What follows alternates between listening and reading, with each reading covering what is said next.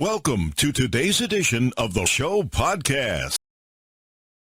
With over a year since the last live performances, Canadian superstar Bianca Andreescu can see the post-pandemic new normal on the horizon and is eager to see some of her favorite artists in concert.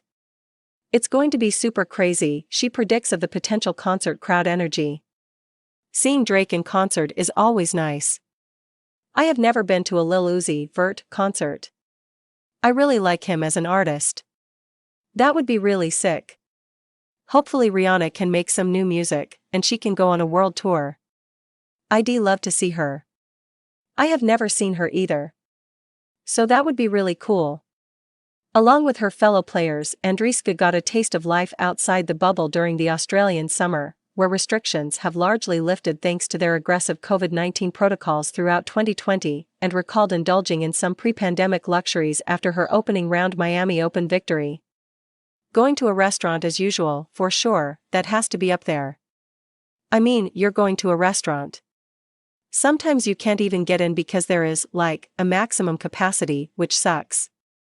Even tougher have been quarantine restrictions for those traveling internationally, forcing players to reconsider their schedule to maximize their preparation, even at the expense of time ordinarily spent at home. You can only bring 2-3 people with you, so that's a little tough after you have been on the road for a long time.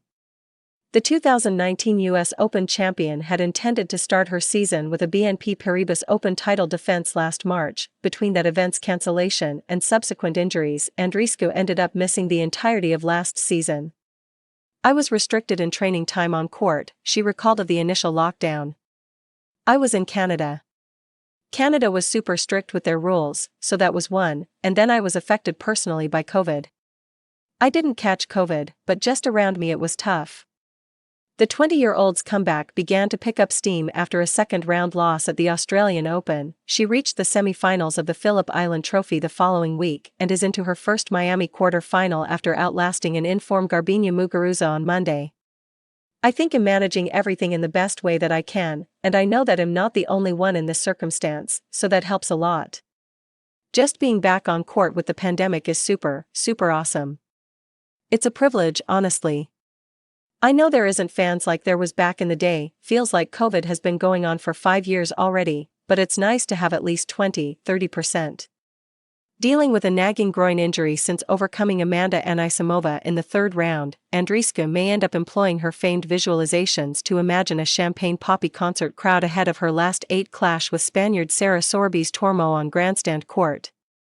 I'm just super happy, because I feel like I'm really back to okay, maybe not fully, but I'm getting there, and I feel like this was a step closer to feeling as good as I was in 2019, she said after defeating Muguruza. I just want to keep rolling like that and feeling really good out there and clutching tough moments.